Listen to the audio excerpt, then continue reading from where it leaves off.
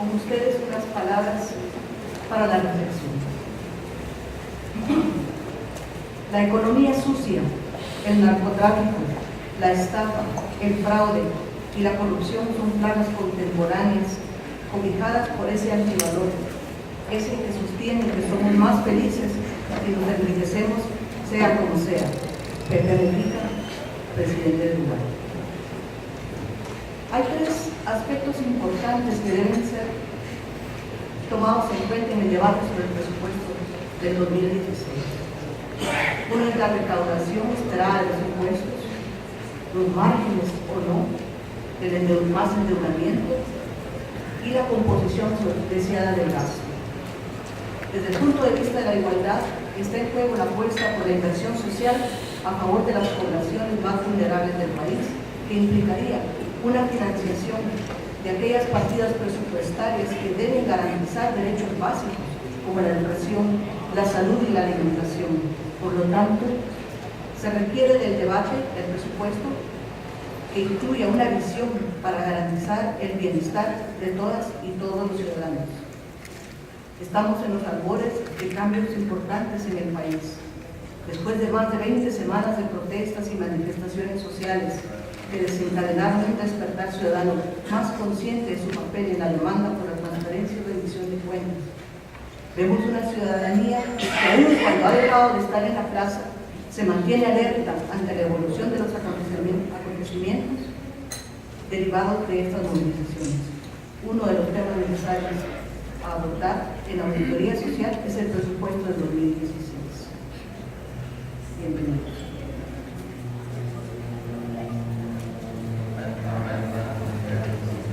Damos inicio ahora a este foro que tendrá la siguiente dinámica. Tendremos acá a nuestros panelistas que enseguida llamaré para que pasen a tomar su lugar. Tendrán un máximo de 15 minutos para la exposición de su tema. Después tendremos intervenciones de invitados en la primera fila que representan a diferentes sectores de la sociedad y una oportunidad de los panelistas de reaccionar ante esos comentarios. Invito en este momento a nuestros señores panelistas que pasen a tomar su lugar y los recibiremos con un cálido aplauso.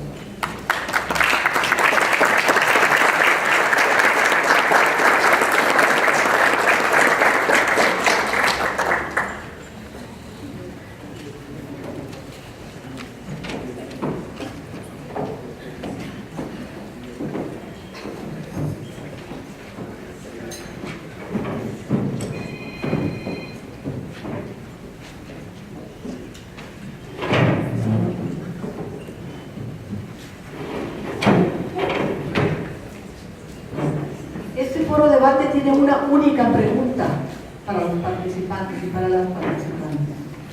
El presupuesto de la Nación 2016 es un presupuesto para la igualdad. Como primera panelista tenemos a la señora Valerie Julián con el tema Los retos para los objetivos de desarrollo sostenible en el presupuesto 2016. Desde julio de 2013, la señora Valerie Julián funge como coordinadora del Sistema de Naciones Unidas para Guatemala. Cuenta con un diplomado en Ciencias Políticas del Instituto de Estudios Políticos de Francia, un posgrado en Alta Gerencia, tiene una experiencia de más de 20 años de trabajo en el Sistema de Naciones Unidas, focalizada especialmente en la asistencia humanitaria y la protección de los grupos vulnerables en naciones de África. Antes de su llegada a Guatemala, se desempeñó como coordinadora del Sistema de Naciones Unidas en la República Dominicana por casi 5 años. Tengo el encargo de sonar.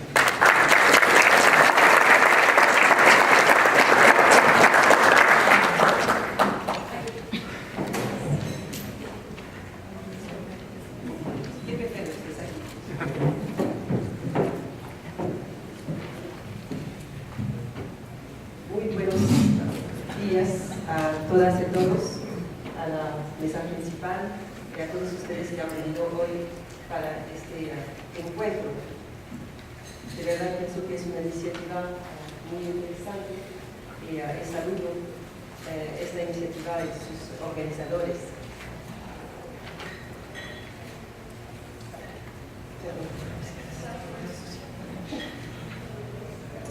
Hoy vamos a debatir un tema que es muy importante, tema del presupuesto no solamente es importante cuando pensamos en términos estructurales, pero también es importante en la coyuntura, porque hemos visto que últimamente ha entrado mucho en las discusiones a varios niveles, de varios sectores.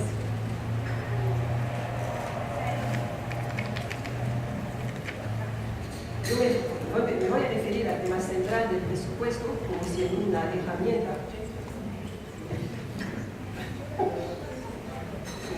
herramienta para el desarrollo, sabiendo que lo que nos permite el presupuesto entonces es la asignación de recursos.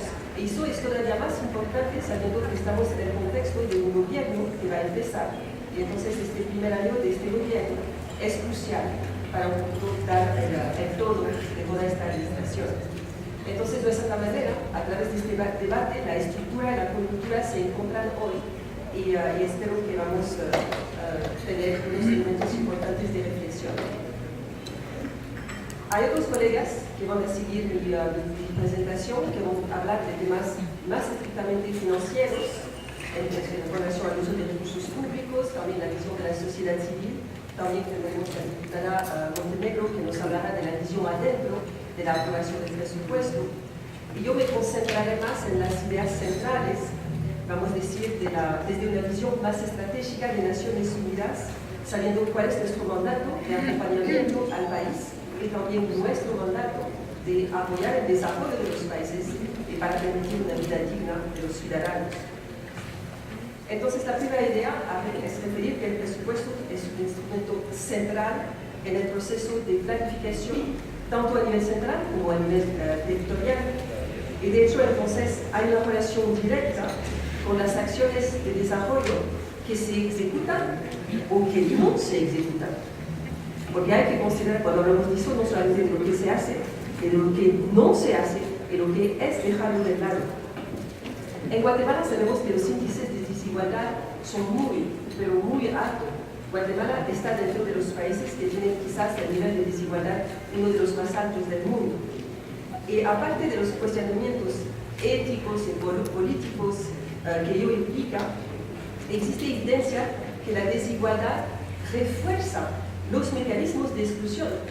Cada vez más mantenemos la desigualdad, cada vez más mantenemos estos problemas de discriminación, de exclusión, e impedimos la salida de la pobreza de las personas las más vulnerables, y en este caso me refiero a los pueblos indígenas, a las mujeres, a las poblaciones rurales.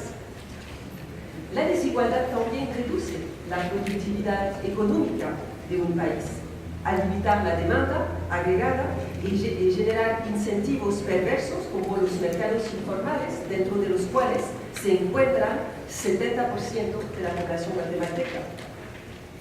De esta forma, la asignación de inversión y gastos nos da una indicación de cuáles son las prioridades del gobierno. Y hay que tomarlo de esta manera. No es que el gobierno es víctima de un presupuesto que no le permite de hacer. La manera de diseñar un presupuesto también es indicador de cuál es la voluntad del gobierno y cuáles son sus prioridades. Veremos unos temas más tarde, pero de verdad, un presupuesto representa, dentro de un contexto rígido al cual voy a referir, representa también la voluntad del gobierno, la voluntad política del gobierno. Y así, un presupuesto de una cierta manera nos aleja de la retórica que puede ser muy bonita para ponernos en la realidad de lo de verdad que vamos a hacer y qué decide un gobierno de financiar y de no financiar. Eso nos muestra claramente lo que quiere.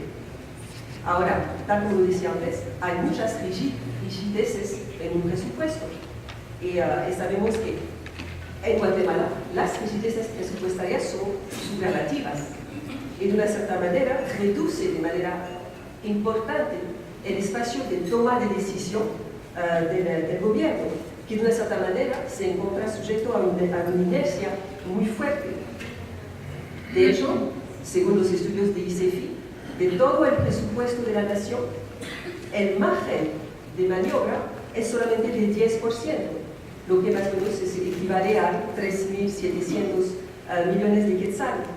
Lo que quiere decir que en la realidad el Estado está reducido a un rol meramente de administrador de la estructura estatal y además de una estructura estatal que es bastante minimal, sabiendo que el gobierno de Guatemala es uno de los más pobres. Y quiere decir que en este contexto, entonces, la capacidad del Estado a promover la igualdad, a tomar las acciones que podrían revertir esta situación o a implementar planes de desarrollo que sea el plan del país o que sean los objetivos de desarrollo sostenible al cual el país suscribió en septiembre, es muy, muy limitada. Y si añadimos a eso el tema de la corrupción, entonces limitamos todavía más la capacidad del Estado y estamos en una combinación muy peligrosa, donde hay poca margen de maniobra y además hay una alta corrupción. Entonces la carga tributaria de Guatemala, como decía, es muy, muy reducida. Y de hecho, contrariamente a lo que había sido previsto en los acuerdos de paz, no ha ido subiendo, ha ido bajando. Si no me equivoco, en las últimas cifras es de 10.2% del PIB y además el gasto social también es mínimo. Lo que vemos es que está más o menos en los 7% el gasto social. Eso es un desafío enorme. Si consideramos países de la región o fuera de la región, para solamente tener una comparación, tenemos Costa Rica que invierte en lo social 23%, o tenemos Chile que invierte 16%. Lo que sabemos es que hoy en día en América Latina hay solamente 4 países que invierten menos de 10% y Guatemala está dentro de estos 4 países. Entonces, estas cifras, estos porcentajes indican cuánto dispuesto está a apoyar el desarrollo nacional los diversos actores y sectores del país. Además, el amplio porcentaje de pobreza y de pobreza extrema frente a un sistema tributario regresivo no puede ver ni esperar ver mejorar su vida ni ahora ni nunca en este sistema. De hecho, si no se modifica el sistema fiscal de Guatemala, si no se modifica, no cambiará la situación de pobreza, no cambiará la situación de desigualdad. Cualquier persona que dice una cosa contraria se equivoca porque es casi como una ecuación matemática de 1 más 1 que hacen 2. Yo sé que en un contexto filosófico no siempre hacen 2, pero aquí estamos hablando de integrales. Entonces, la forma la más eficaz de reducir la desigualdad es de adoptar la política fiscal progresiva. Y donde, como he dicho en varias instancias, me parece lógico que los que tienen menos contribuyen menos, que los que tienen más contribuyen más. Les parece a veces un punto primario que repetir eso, pero en el contexto de Guatemala me he dado cuenta es como hablar de un tema desconocido, como hablar chino en el contexto de Guatemala, donde nadie entiende lo que se está diciendo, solo la sociedad está entendiendo muy bien. También hay que entender que el presupuesto es también la inversión del Estado, es una manera de redistribuir las riquezas y se redistribuye por medio de los servicios sociales. Y si bien sabemos que el impacto puede ser a medio y largo plazo, se debe también asociar este trabajo con políticas sostenibles. Y eso, de hecho, y lo mencioné antes, es una deuda de los acuerdos de paz. Todo eso había sido bien pensado. De hecho, es increíble de ver cómo durante el proceso de paz las personas que contribuyeron a este proceso pensaron en muchos aspectos y este aspecto había sido contemplado. Entonces es un imperativo moral que de implementar lo que emprendieron o han previsto los acuerdos de paz. Ahora, la discusión en torno a los impuestos en Guatemala ha planteado este dilema que nos lleva como una situación, un callejón sin salida, donde de un lado tenemos una carga tributaria insuficiente, lo que quiere decir que el Estado no tiene capacidad para desarrollar, y del otro lado tenemos la corrupción, lo que representa un desincentivo para pagar más y para crear más impuestos. Entonces es un cierto vicioso. Nadie quiere más impuestos hasta que se mejore la transparencia, hasta que se transparentan los gastos, pero entonces no se puede también mejorar la gestión del Estado si no hay más impuestos. Y yo pregunto, ¿a quién beneficia este círculo vicioso? Porque si es un círculo vicioso y que lo ha sido durante muchos años, ¿a quién beneficia? Bueno, entonces, sin discusión fiscal, tendremos los mismos mismos resultados. Esto es matemático una vez más, las mismas causas tienen los mismos resultados. Es la exclusión, la lenta merma de la pobreza, los indicadores muy bajos de desarrollo humano, etc. Entonces, para superar este dilema, estos desafíos, se requiere de una decisión política nacional que debe reflejar un pacto social integrador que debe definir la sociedad y que indicará cuánto Guatemala está dispuesto a pagar y a aportar para su propio desarrollo, donde cada quien debe dar según su capacidad, y evitando de dejar el Estado reducido a su más mínima expresión. La inspiración social de un pacto es precisamente la agenda de igualdad. Y cuando hablamos de desigualdad, cuando yo hablo de desigualdad, hablo de todas las caras de la desigualdad, que es, antes de todo, la pobreza. Pero la pobreza tiene también múltiples caras y se traduce social, económica, políticamente, la pobreza.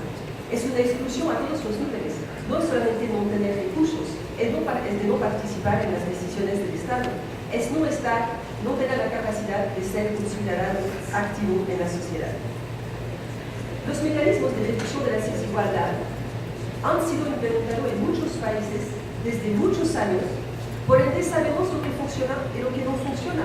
No hay que inventar nada, no hay que volver a hacer 25.000 foros para saber qué vamos a hacer en Guatemala. Tenemos miles de experiencias que nos indican cuáles son las avenidas que podemos avanzar. Y entonces quiero decir que no veo complejidad en poner en práctica un presupuesto sensible en materia de desarrollo y de creación de oportunidad. Es una decisión política, debe ser una decisión política.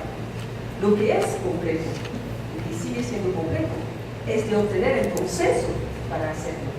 Eso ha sido el elemento que ha impedido de avanzar. De hecho, he escuchado que ahora no es el buen momento para hablar de eso. Pero por ellas me han dicho ustedes que 30 años antes también no era el buen momento. Entonces, si nunca es el buen momento, no sé qué vamos a hacer.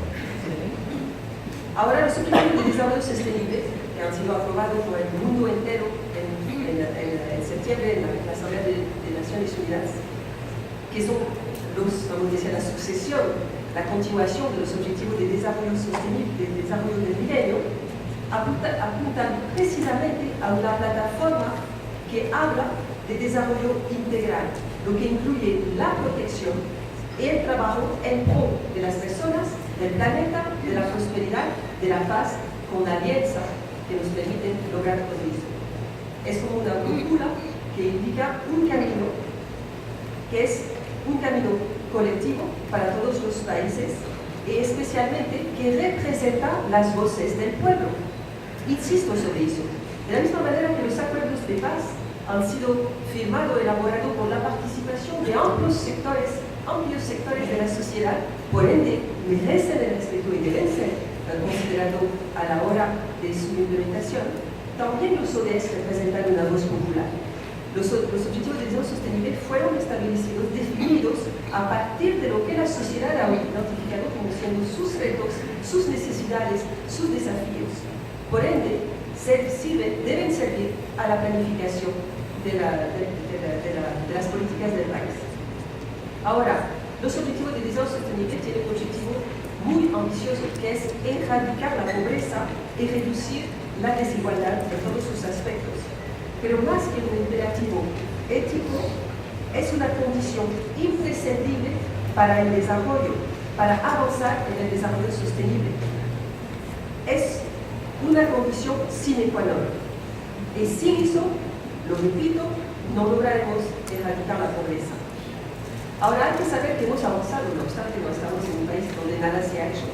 Los avances que ha habido en el desarrollo, si bien años, han dejado de lado de manera sistemática a las mujeres. De hecho, tengo un pequeño rival aquí para recordarles que el 25 es el Día Internacional para la Eliminación de la Violencia contra las Mujeres. Por favor, tomen un libro de naranja, vestíense de naranja, júntense a nosotros para alcanzar la voz contra la violencia. Volviendo al tema, las mujeres han sido dejadas del lado de la carretera del desarrollo. Sabemos que continúan sin ingresos, teniendo antes de todo la posición de trabajo, especialmente las mujeres jóvenes, de trabajo doméstico, no remunerado y no tienen acceso a la decisión política. También la desigualdad ha dejado de lado los pueblos indígenas, les dejando en la desnutrición, en el desempleo, en el abandono. Y si comparamos los indicadores sociales del país entre población indígena y no indígena, la fotografía es clara. Y no es una cuestión de visión, es una fotografía que es clara.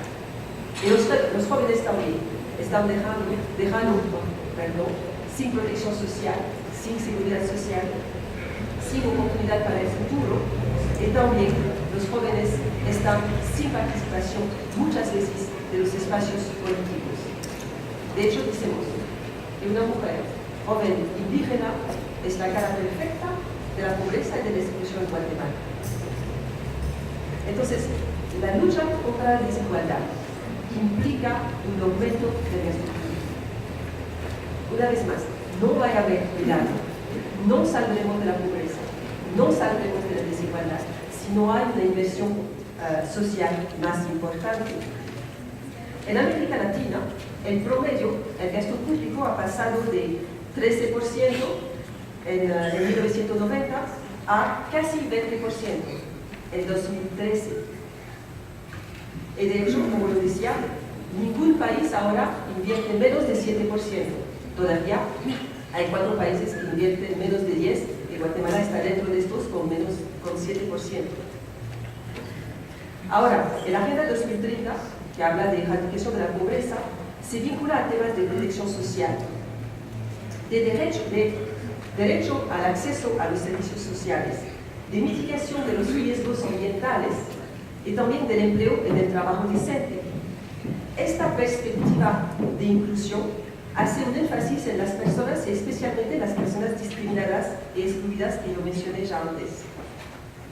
Pero además de esta visión más amplia de la pobreza, también el tema de la reducción de la desigualdad entre países y dentro de los países es fundamental para el desarrollo sostenible, con un énfasis en la generación de herramientas para combatir la pobreza y para permitir el acceso universal a los servicios sociales de bienestar, una mayor inclusión social.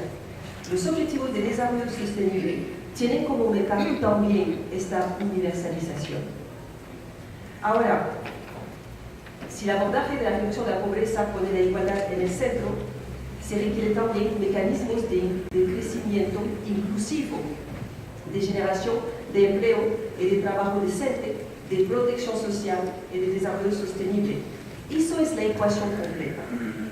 Y estas metas y estrategias contenidas en los Objetivos de Desarrollo Sostenible contemplan, uno, las transferencias de ingreso para el alivio inmediato de la pobreza. Si bien en Guatemala las transferencias condicionadas han sido mal utilizadas, y últimamente hemos visto también que se han generado muchos escándalos en relación a estas, no quiere decir que la herramienta es mala. No es porque fue mal utilizada que la herramienta es mala.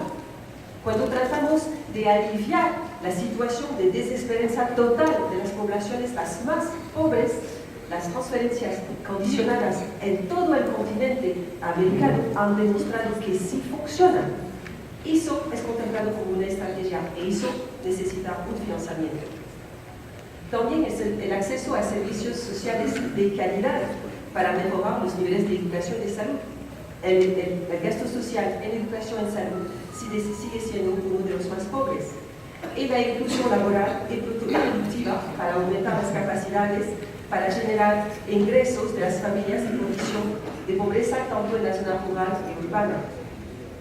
Ahora, la única ruta hacia el desarrollo, la igualdad y el desarrollo, es el establecimiento de beneficios universales a todos los miembros de la sociedad. Y de hecho, yo sé que muchas veces la gente dice, bueno, cuando seramos ricos, podremos hacer eso. Entonces vemos el desarrollo social y vemos los servicios sociales como una consecuencia del desarrollo. Países hoy en día muy desarrollados han demostrado que, lejos de ser una consecuencia del desarrollo, son una condición sine qua non del desarrollo. Países como Suecia han instalado un servicio de seguridad social y de protección social casi universal en el siglo XIX, cuando en aquel momento Suecia no era el país rico que es. Pero gracias a eso ha podido ser el país rico e igual que es hoy. Entonces, la instalación de mecanismos universal de protección social no es algo que debemos planificar para 2030, es algo que debemos hacer ahora para permitir que el país en 2030 sea el país desarrollado que esperamos todos.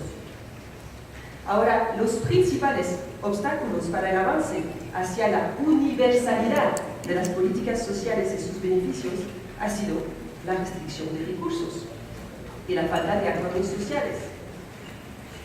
Un desarrollo social y económico inclusivo supone fuentes de financiamiento adecuadas y consistentes. La política fiscal debe ser una herramienta y debe ser la herramienta casi principal de luchar contra la desigualdad. Pero en Guatemala tenemos un sistema fiscal regresivo que aumenta la desigualdad en vez de trabajar a reducirla. Yo sé que hay otros que piensan que no hay espacio para invertir más. Entonces, ¿qué está diciendo Valentín? Nos habla de universalización, eso nunca va a pasar, eso es imposible. Pero en la realidad es suficiente recordar unas pequeñas cifras. Es que si reducimos mucho las exenciones fiscales hoy vigentes en el país, podríamos aumentar en casi 20% el potencial recaudatorio del país. Solamente las exenciones fiscales. No estamos hablando de una revolución, solamente esta. Aún eso podría crear una revolución. La evasión del IVA, la evasión al IVA, representa también 30% del potencial recaudatorio de este impuesto.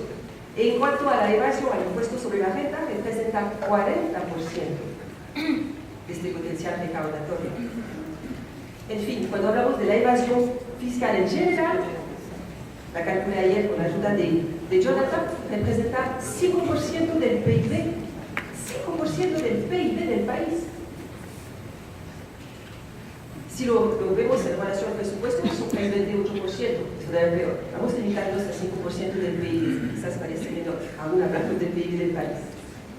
Pero es importante recordarnos, 5% de evasión fiscal, los programas de asistencia social, no hablo de toda la social, pero de asistencia social representan menos del 2% del PIB. ¿No hay espacio de verdad?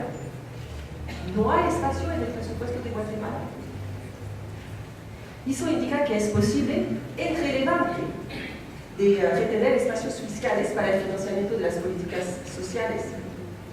Obviamente es necesario consolidar la institucionalidad social y otorgar prioridad fiscal a las políticas y programas de desarrollo social, darle la centralidad en la agenda del gobierno. ¿Y por qué darle la centralidad? Porque cuando hablamos de desarrollo social hablamos de las personas. Si las personas no están al centro del presupuesto de la nación, entonces yo no sé qué vamos a poner al centro del presupuesto de la nación. Y bueno, a lo que he dicho antes, eso es el compromiso de la Agenda 2030.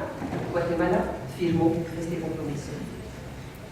Ahora, los grandes desafíos es el poder redistributivo de la política fiscal, tanto en lo que se refiere a los impuestos como a los gastos, a fin de promover una mayor igualdad. Compartir la prosperidad. Eso escuché esta frase durante una conferencia. Es importante compartir la prosperidad entre cada uno de los integrantes de la sociedad para garantizar la igualdad de derecho, pero también porque es el único camino hacia un desarrollo sostenible. Alicia Barcena de la CEPAL decía hace poco en una conferencia a la que participé, igualar es crecer y crecer es igualar. De hecho, sin igualdad, el crecimiento no es sostenible. Entonces, de no poner la igualdad en el centro, de no poner las personas en el centro, cualquier política económica que se propone está destinada a fallar. Está destinada a fallar.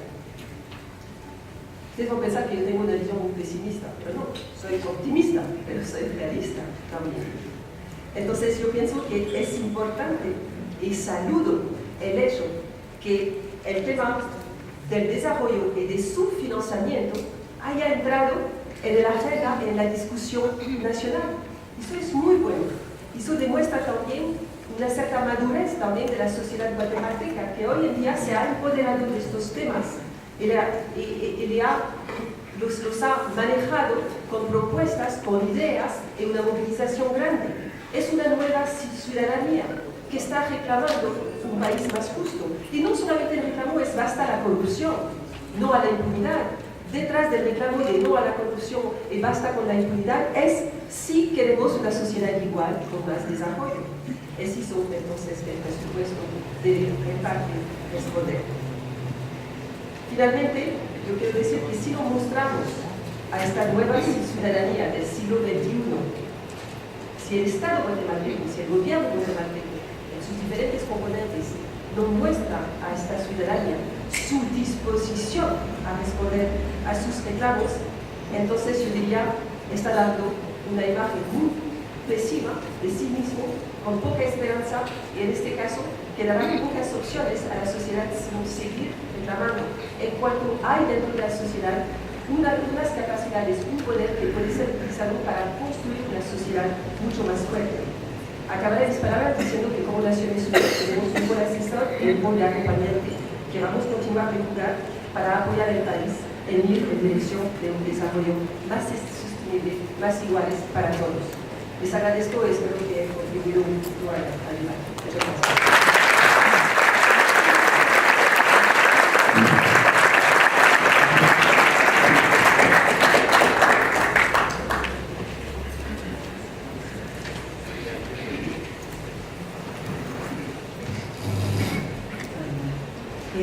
Muchas gracias. Un fuente, datos muy fuertes para la reflexión. Voy a recordar la mecánica del foro. Son 15 minutos por tema.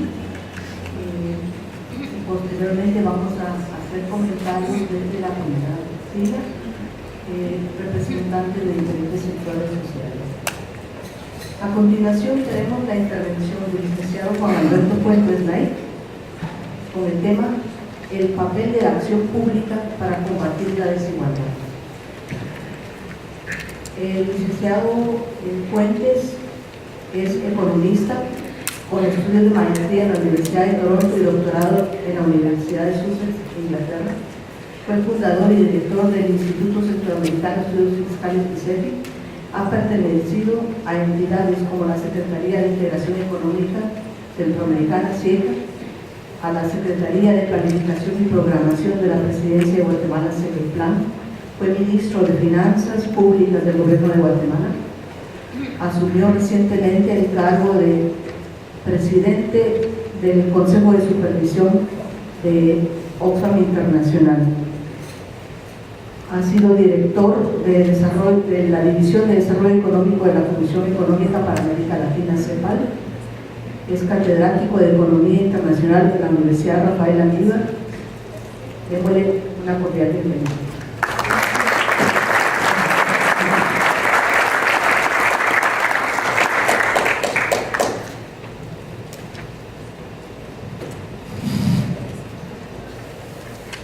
Muy buenos días a todos y a todas.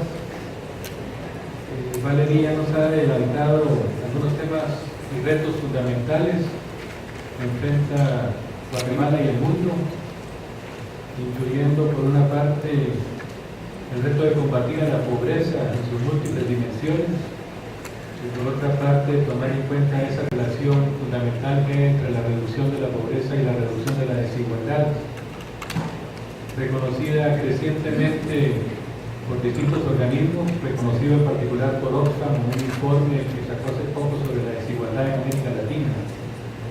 Y Valeria también nos ha rescatado y destacado el tema del papel de la política fiscal como uno de los instrumentos básicos, como un instrumento de incidencia progresiva que contribuye a reducir esa desigualdad y a reducir la pobreza. En ese sentido, yo quisiera destacar algunos elementos del informe sobre la desigualdad de Oxfam, que destaca que en los últimos 10 años, del 2012 al 2012, cerca de 61 millones de personas salieron de la pobreza en América Latina. Y en este mismo periodo la desigualdad disminuyó significativamente en América Latina. Y a eso contribuyó el aumento del empleo, el aumento del empleo formal sobre todo, la democratización de la educación y programas sociales financiados de manera ambiciosa con recursos públicos. Lo malo es que cuando analizamos la trayectoria de América Latina en un sentido más desagregado y tomamos en cuenta la experiencia de cada uno de los países, lamentablemente Guatemala no ha sido parte de esa experiencia exitosa de reducción de la desigualdad y reducción de la pobreza. Guatemala aún enfrenta desafíos fundamentales y está rezagada en lo que se refiere al conjunto de América Latina. De todos modos, hay aún mucha gente en América Latina viviendo en pobreza y la cifra puede incluso aumentar ahora por la ralentización del crecimiento de la economía mundial. En 2013 había 165 millones de personas viviendo en las condiciones de pobreza, 60 millones en condiciones de indigencia, es decir, de pobreza extrema, sin suficientes recursos para alimentarse adecuadamente. Y además, esto es una cifra importante, cerca de 200 millones de personas vivían en una situación de vulnerabilidad, que significa que están en la frontera, apenas por encima de la línea de la pobreza, y que con un deterioro económico pueden volverse personas pobres. Si observamos los datos de Guatemala, encontramos que ahí la situación es crítica, y alrededor de 7 millones de guatemaltecos y guatemaltecas se encuentran en una situación de pobreza, y casi 4 millones estarían en esta situación de vulnerabilidad que mencionaba, es decir, que con un deterioro de la economía o si no se avanza suficientemente en materia de empleo, en materia de educación, en materia de programas básicos, sociales, podríamos tener que estas 4 millones de personas se volvieran pobres y así la pobreza en Guatemala podría alcanzar a 11 millones de guatemaltecos y guatemaltecas. Ante esta realidad, desde Oxfam hemos calculado también qué impacto puede tener la reducción de la desigualdad sobre la pobreza. Si se aumentara la pobreza, si aumentara la desigualdad en 5 puntos, provocaría un aumento de la pobreza de 18 millones en América Latina. En cambio, si se reduce la desigualdad, la pobreza podría disminuir en cerca de 17 millones el número de personas en una situación de pobreza. Y obviamente en Guatemala también podemos hacer estimaciones similares, donde la pobreza evidentemente caería significativamente, especialmente partiendo del hecho de que Guatemala está, como decía Valerín, entre los países más desiguales no solo de América Latina, sino del mundo. Y la desigualdad no es solo una amenaza en relación a la pobreza, sino que también es una amenaza que se refleja en el ámbito de la economía más general y en el ámbito de la sociedad y de la democracia. Valerio mencionaba, en relación al tema del crecimiento, el Fondo Monetario Internacional también ha demostrado que si aumenta el porcentaje del ingreso total que reciben los pobres y la clase media, el crecimiento de las economías aumenta. En sentido puramente económico, si disminuye la desigualdad, aumenta el crecimiento económico. Y lo contrario ocurre también, si aumenta el porcentaje de ingresos de lo que capturan los más ricos, la pobreza, el crecimiento disminuye. Pero este efecto de la desigualdad también se manifiesta en el ámbito de la sociedad y de la democracia. Y ahí, según mediciones de Oxfam, cuando aumenta la desigualdad de ingresos ocurren por lo menos 2 fenómenos. Primero, aumenta la insatisfacción ciudadana con la democracia, con la calidad de la democracia en particular. Y segundo, es mayor la percepción de que algunas personas y grupos tienen tanta influencia en las decisiones políticas que los intereses de la mayoría son ignorados y los gobiernos sirven de beneficio sobre todo a los grupos poderosos. Así que tenemos esa dimensión múltiple de los efectos de la desigualdad, en la pobreza en sí, en la economía y en la sociedad. En Guatemala encontramos que más del 70% de la población se siente insatisfecha con la democracia que vivimos. Más del 63% de la población no confía en el Estado. 74% de la población considera que Guatemala está siendo gobernada por grupos poderosos, que solo lo hacen en beneficio propio y no del conjunto de los ciudadanos. Todo esto da lugar a lo que también se elabora en este informe de Oxfam sobre los peligros del secuestro de la democracia. Un secuestro que resulta especialmente posible cuando los grupos poderosos tienen tanta influencia como la que hemos mencionado y sobre la cual hay esta percepción tan generalizada. Y este secuestro de la democracia y captura del Estado también se manifiesta o es causada por 4 factores en particular. Uno, en primer lugar, es la influencia en la definición de las políticas públicas, las leyes, por los marcos regulatorios. Ahí esto se logra por la vía de los tráficos de influencias, conflicto de intereses, el lobby o el cabildeo ilegítimo, financiamiento privado de los partidos. Hay ejemplos en Guatemala, no voy a abundar en eso, la ley Monsanto, para mencionar un caso, cómo se notan intereses gremiales específicos, cómo inciden en una ley que afortunadamente después se revirtió. El secuestro de la democracia también se manifiesta en la corrupción, la sobrevaloración de obras públicas, la entrega o venta de propiedades del Estado sobrevaluados. Ejemplos abundan en Guatemala, aunque la nueva ley de contrataciones es un gran paso adelante, y en ese sentido yo sí quisiera reconocer el papel fundamental de Inés Montenegro en haber logrado que avanzaran reformas fundamentales que nos permiten contar ahora con una nueva ley de contrataciones de Guatemala. Hay una tercera manifestación de este secuestro de la democracia, que es el clientelismo. Ejemplos: la compra de votos, las contrataciones con empleados públicos sobre bases no fundamentadas en competencia, la otorgación de servicios públicos de firmas de forma personalizada y como favores. Las elecciones y el gobierno anterior pusieron de manifiesto todas estas formas de clientelismo. Y cuarto, otra forma de secuestro de la democracia es el control de los medios de comunicación. En Guatemala, afortunadamente, aún cuando hay una concentración de medios, tenemos una situación más favorable en este caso, en el sentido de que se han abierto espacios de expresión cívica. Creo que las manifestaciones, además de abril a agosto, también abrieron un gran espacio para la participación y la expresión de la voz ciudadana. Y no podemos permitir que una minoría privilegiada realmente secuestre la democracia, capture al Estado. Para garantizar los derechos de la mayoría hay que pensar realmente en reducir los privilegios de unos pocos y avanzar en términos prácticos en hacerlo. Pero eso requiere repensar el modelo de desarrollo, requiere enfrentar la desigualdad, requiere no perder los logros y especialmente aprovechar estos avances que ha habido en el resto de América Latina, las experiencias que hay para reducir la pobreza. Y es en este contexto que deben impulsarse políticas públicas, y que el presupuesto es fundamental para combatir la desigualdad y reducir la pobreza. Y estas políticas públicas van desde las políticas de generación de empleo, absolutamente fundamental, pero también la política fiscal dirigida a financiar servicios públicos de calidad, de salud, de educación, acceso a agua, saneamiento, además de favorecer la protección social, y políticas para reducir la desigualdad entre hombres y mujeres. Es obligatorio que el Estado realmente garantice la salud y la educación y el acceso al agua potable.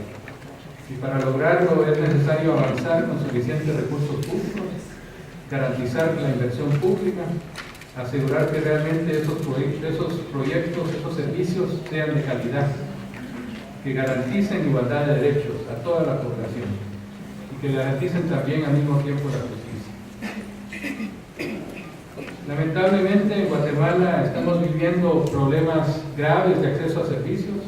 Creo que el tema de la salud lo pone de manifiesto diariamente, y aquí quisiera compartir con ustedes un dato sobre el gasto público, sobre cuánto gasta Guatemala, cuánto gasta el sector público guatemalteco en salud comparado con otros países. Guatemala gasta $26 por persona por año en salud, eso comparado con $96 en el Perú, $121 en El Salvador, 389 en Costa Rica. Es realmente una cantidad ínfima lo que Guatemala está gastando en salud. Y si a eso unimos lo que es descalabro institucional, pues ahí tenemos los resultados. Por eso se requiere un presupuesto público que esté concebido y pensado para avanzar en torno a esas políticas públicas contra la desigualdad, porque esos poquitos recursos además no necesariamente se canalizan para atender a los más pobres. El debate que se está dando sobre el presupuesto en esta semana es clave, no solo para unos pocos, sino para todos los ciudadanos guatemaltecos, especialmente para esas mayorías que están siendo excluidas. En el ámbito de la educación también, ahí tengo otro dato. En Guatemala el gasto público en educación es de $74 por habitante por año, con $113 en el Perú, 117 en El Salvador y 426 en Costa Rica. $74 por habitante en Guatemala para educación por año.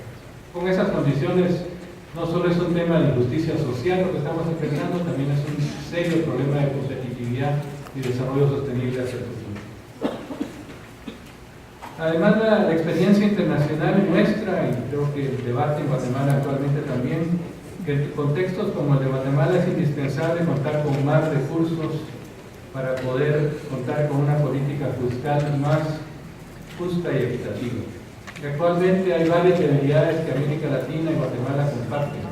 Primero, un desigual esfuerzo fiscal, donde hay esfuerzos diferentes por parte de distintos sectores.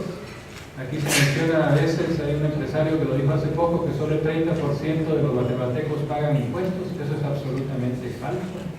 Todos pagamos impuestos a través del IVA. Todos pagamos, y más bien los que pagan más proporcionalmente son los sectores más pobres porque no tienen ahorros. Entonces hay que tomar en cuenta eso, por un lado. En segundo lugar, hay una gran cantidad de recursos que se fugan con facilidad debido a la evasión, a la ilusión fiscal. Y luego tenemos una situación donde son los impuestos indirectos, como el IVA, que todo el mundo sí paga, que son los que predominan contra otros impuestos, como los impuestos sobre la propiedad, que son mucho menores, que son muchas veces menores que el IVA, y que son los impuestos que le correspondería pagar a las personas que tienen más recursos. O sea que en el ámbito del gasto tenemos desigualdades y tenemos igualmente grandes desigualdades por el lado de la tributación. Y además de eso tenemos todo el ámbito del mundo de los privilegios fiscales, de los incentivos, mal llamados incentivos fiscales, que son parte del problema y ninguna solución. Profundizan la iniquidad, privilegian más a ciertos sectores, a los dueños del capital en particular, y en el caso particular de Guatemala además están sirviendo para proteger a una industria realmente decadente, que debiera de haberse vuelto competitiva hace décadas después de todos los privilegios que ha recibido. Enfrentamos entonces grandes desafíos. Guatemala ha sido muy mencionada en los últimos meses como resultado de la gran acción cívica, de las manifestaciones, de la manera pacífica como se ha hecho. Ha sido realmente un ejemplo de activismo ciudadano. Ahora el nuevo gobierno podría hacer que Guatemala nuevamente fuera mencionada en el ámbito internacional como un ejemplo positivo, en la medida que hubiera un nuevo rumbo en la reducción de la desigualdad y el combate efectivo a la pobreza. Está en manos realmente del nuevo gobierno lograr eso, pero también hay que reconocer que es responsabilidad de los sectores privados, de los partidos políticos a través de su accionario en el Congreso. Y no podemos quedarnos a medio camino, debemos lograr que las reformas necesarias que se han planteado se produzcan, incluyendo el salto hacia un presupuesto público mucho más ambicioso para poder garantizar los derechos de toda la población guatemalteca. Recordemos y tomemos en cuenta que el principal instrumento de política para reducir la pobreza y la desigualdad es el presupuesto. Los ciudadanos debemos contribuir a que ello ocurra. Y la pregunta al final de cuentas que debemos hacernos es ¿qué país queremos? Uno que está entre los campeones mundiales de desnutrición crónica, que ocupa de los peores lugares en lo que se refiere a los indicadores de educación de salud, o queremos ser un país con capacidad de asegurar que todos los niños y niñas tengan posibilidades de salir adelante con base en su esfuerzo, y donde todos los ciudadanos tengamos oportunidades para desarrollarnos mejor y con dignidad. Creo que la ciudadanía guatemalteca dio un mensaje claro en cada una de las manifestaciones que se dieron. para iniciar un proceso de renovación y de reformas. Ahora estamos atentos, exigiendo que el nuevo gobierno, el nuevo Congreso y los diferentes actores que tienen responsabilidad actúen en esa dirección. Esto recién empieza. Muchas gracias.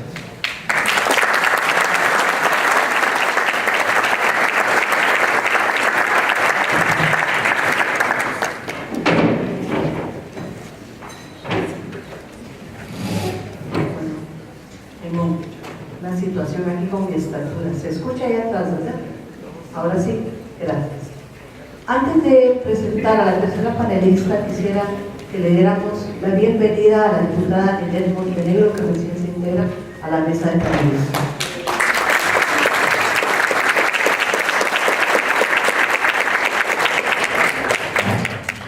Como tercera panelista tenemos la participación de Alejandra Contreras con el tema ¿el presupuesto del 2016 es el presupuesto que nos merecemos? Alejandra Contreras, del Instituto Centroamericano de Estudios Fiscales, economista guatemalteca de la Universidad Rafael Andívar, posee una maestría en Economía de la Universidad de Illinois en Urbana-Champaign, Estados Unidos, y un posgrado en Economía y Finanzas de la Banca Central del Banco de Guatemala y la Universidad Rafael Andívar. Anteriormente laboró como analista en el Departamento de Estadísticas Económicas del Banco de Guatemala. Se unió al ICEFI en el 2010. Tiene a su cargo coordinar el área de presupuestos públicos y derechos humanos. Démosle la bienvenida.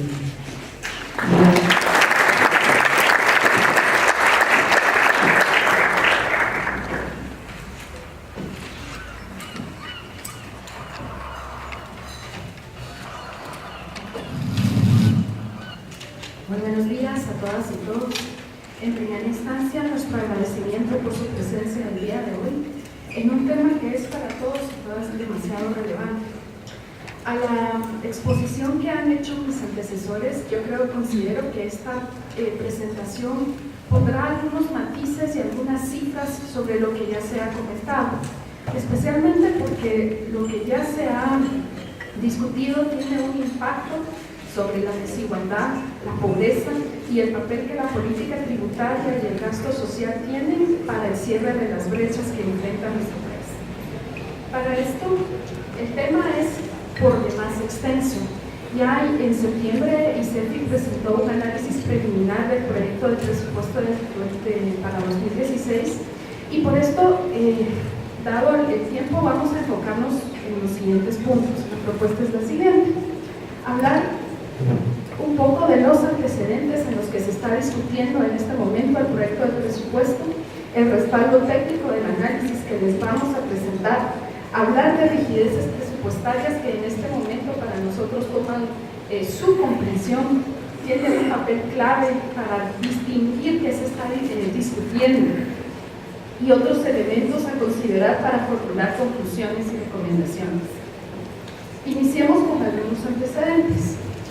La discusión en este momento del proyecto de presupuesto ha tenido alguna dinámica en la que han habido varios factores. Una es que se han hecho varias propuestas a la Comisión de Finanzas Públicas y Moneda del Congreso de la República para hacer adecuaciones al presupuesto o para hacer recortes. Con lo que vamos a presentarles nosotros, vamos a darles el día de hoy nuestra posición técnica al respecto. Hay que recordar, como breve antecedente, que el proyecto de presupuesto para este año plantea una carga de 10.4%, equivalente a 54.600 millones. Con base en las estimaciones y las proyecciones que se realizaron a criterio técnico del ICEFI, esta estimación muestra o está sustentada en proyecciones más realistas que las que fueron realizadas para el presupuesto del 2015, que preveía una carga de 11.2 y que estaba de alguna manera, y se ha comprobado, sobreestimada. Estamos previendo que al cierre de este año la brecha en este momento, o como se ha denominado, agujero fiscal, llegue a más de los 4.700 millones de quetzales. O sea, esto ya es un panorama que indica un cierre de año que va a estar con dificultades en materia de hacienda pública. No obstante, consideramos que 53.100 millones son un umbral que puede ser sostenible para la recaudación y queda un espacio de 1.500 millones, que el presupuesto de ingresos no es claro cómo se va a recaudar, pero que nosotros podemos asumir quizás que se aduzca a mejoras o fortalecimiento en la Superintendencia de Administración Tributaria. Este umbral a criterio técnico de ICEFI nosotros sí lo ponemos con alguna duda, y por eso nuestra carga tributaria estimada para el 2016 es alrededor del 10.1%, en comparación con el proyecto de presupuesto que tiene 10.4%. En cuanto al gasto público, el umbral que se espera neto de amortizaciones de deuda pública es del 12.9%. Si ustedes ven, es el porcentaje casi el más bajo de los últimos 15 años. Cada vez digamos que el umbral del gasto público ha venido en un descenso claro, y el descenso es también en su composición. Los gastos de capital cada vez tienen una menor importancia, y en el ICEFI hemos sido muy claros en que no debemos satanizar el gasto corriente. Un maestro, una enfermera o un médico o médica es gasto corriente, pero ciertamente una menor inversión en capital implica menos infraestructura y en el largo plazo menores condiciones para asegurar crecimiento económico, que es lo que también debemos de propiciar para combatir esta desigualdad. Tuvimos ya mucha reflexión al respecto. Ciertamente este umbral vamos a ver ahora unas estadísticas que nos van a permitir cuestionarnos si responde o no a las brechas sociales que enfrenta Guatemala. Brevemente, las variaciones relativas como porcentajes del PIB indican que la mayoría de recursos en este proyecto de presupuesto se destinan al pago de deuda. La variación es de más del 25%. En el Ministerio de Economía, con el programa de competitividad, en el Ministerio de Desarrollo Social, MAGA, Ministerio de Cultura y Deportes. Y hay bajas muy sensitivas donde nosotros llamamos la atención que la más vulnerable es el Ministerio de Salud Pública y Asistencia Social. Realmente es caótica la situación del Ministerio, y el recorte que se plantea en ese proyecto de presupuesto pone en duda la sostenibilidad del sistema, no digamos permitir una expansión de la cobertura, sobre todo en el nivel de atención más cercano a la población, que es el primer y segundo nivel.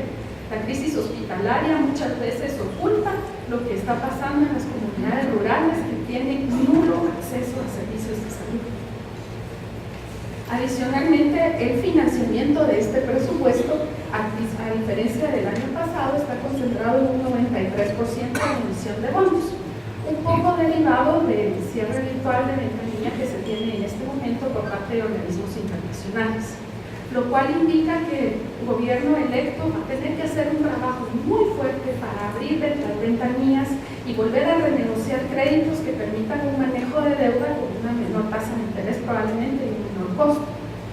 Entonces, teniendo este panorama claramente o de manera muy sucinta establecido, queremos comentarles qué hemos hecho en el ICEFI. Ante la necesidad de plantear un análisis y sobre todo por la presión de escribir un recorte en el mismo y con base técnica, lo que hicimos fue solicitar a través de una solicitud de acceso a la información pública al Ministerio de Finanzas la versión analítica del presupuesto público. Esta versión analítica no está disponible, lo que ustedes encuentran normalmente en la página del Ministerio, pero ciertamente si uno la solicita logramos tener la base de datos. ¿Por qué es importante?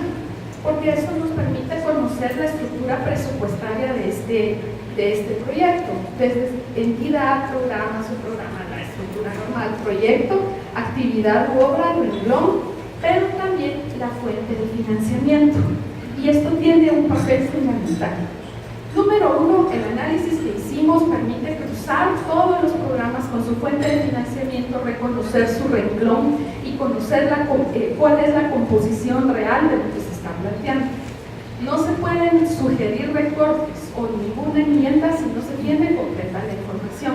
Esta era nuestra principal preocupación y quizás por eso tomamos un poco más de tiempo para hacerlo. Hay otra debilidad en el proyecto de presupuesto. En obligaciones del Estado centralizado a cargo del Tesoro se registran todas las transferencias que hace el gobierno central, municipalidades y entidades descentralizadas y autónomas, entre otros. Hay otros programas.